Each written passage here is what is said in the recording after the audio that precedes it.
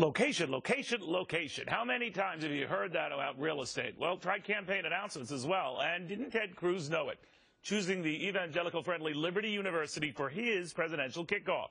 And word now, Marco Rubio plans to make just a symbolic White House bid from Miami's Freedom Tower. It's a powerful symbol for thousands of Cuban refugees who fled to this country, including Rubio's own mother and father. The Weekly Standard's Mike Warren says it's all about setting the tone. And I guess the visuals, right? Yeah, that's right. And first impressions, right? Because this is the first thing that a campaign actually does.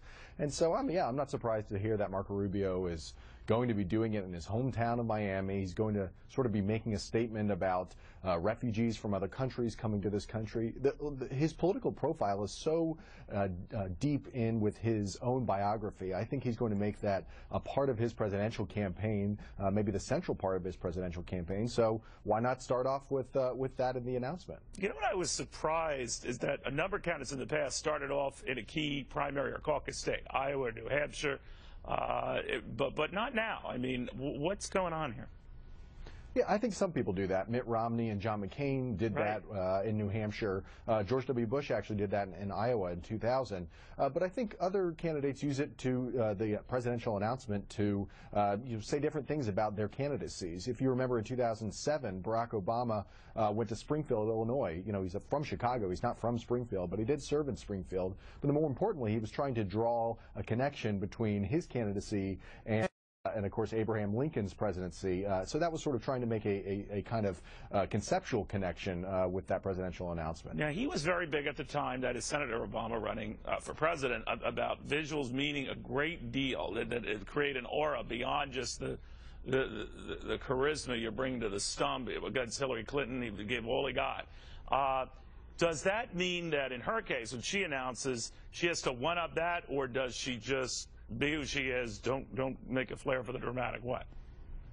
Yeah, I've kind of wondered what exactly she's going to do, because there's this other element that candidates have to consider, which is there something that I'm weak on or that I need to shore up? And I think back to John F. Kennedy's announcement. He made an announcement in the Senate chamber, and I think the idea there was that here's this young, good-looking guy, but hey, he's in the Senate chamber, this very august room full of very old stentorian folks, and sort of making the case that he could play with the big boys too. I wonder what Hillary Clinton has to do. Does she do something sort of a down home to make herself more like her husband in that sort of likable Bubba way, or does she just be who she is and maybe do something at the United Nations? I don't know. It's kind of a tough decision for her to make. Do you think people remember this after the fact? I know Cruz got a little bump post his Liberty announcement, and I guess it helped his approvals a little bit, but to me, that would all seem short-lived. I mean, it's a great initial pop,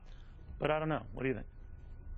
It's kind of hard to say. The ones that we remember are the presidents and then the candidates who ended up getting the nomination. I think it is a way that you can kind of fall flat. I think back to the 2012 election cycle. I think it was in 2011, and John Huntsman had this very sort of dramatic entrance into the race. He did this whole thing with the Statue of Liberty, and his family was walking, and they held hands. And my colleague Andy Ferguson wrote about it at the Weekly Standard, and it kind of flat, and ultimately, John Huntsman didn't become the candidate.